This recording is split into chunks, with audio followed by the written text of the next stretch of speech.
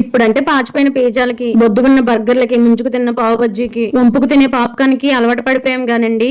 అప్పట్లో ఈ పకోడీ లేనిదే ఏ పని అయ్యేది కాదండి. ఇప్పుడంటే ఇంటికి ఎవరైనా వస్తుంటే సోఫాలో పక్కన కూర్చొని సోగ్గా సెల్ ఫోన్ లో, స్విగ్గీలో, జొమాటోలో ఆర్డర్ పెట్టేస్తున్నాం గానీ, అప్పట్లో ఎవరైనా ఇంటికి వస్తే చాలు, కడుక్కునే కాళ్ళు తడారే లోపు చటుక్కున వెళ్ళి లటుక్కున ప్లేట్ నిండా పకోడీని పరుచుకొచ్చేసేవారండి. ఒక్క మాటలో చెప్పాలంటే మధ్యాహ్నం 3 గంటలకు తినే స్నాక్స్ దగ్గర నుంచి రాత్రి మందులోకి మంచింగ్ వరకు పకోడీ పేరు తరవకుండా రోజు గడిచేది కాదనుకోండి. వర్షం పడినా పకోడీ, ఇంటికి చుట్టాలు వచ్చినా పకోడీ, బయట ఏమైనా తినాలన్నా పకోడీ, పిల్లల స్కూల్ కి స్నాక్స్ పట్టుకెళ్లాలన్నా పకోడీ, పండక్కి ఇంటికొచ్చిన అల్లుడికి పకోడీ, ఆఖరికి పెళ్లి చూపులకు వచ్చిన పెళ్లి కొడుక్కి కూడా పకోడీ. ఇప్పుడంటే పకోడియా అని చీపుగా చూస్తున్నారు గానండి, అప్పట్లో పకోడీ అంటే ప్రేమానురాగాలకు పెట్టిన పేరండి. పకోడీ లేకుండా ఏ పని అయ్యేది కాదు. పకోడీని ఇష్టపడని వారంటూ ఎవరు ఉండేవారు కాదు. ఇంతకీ ఈ పకోడీకి ఎంతమంది ఫ్యాన్స్ ఉన్నారో కమెంట్ చేయండి.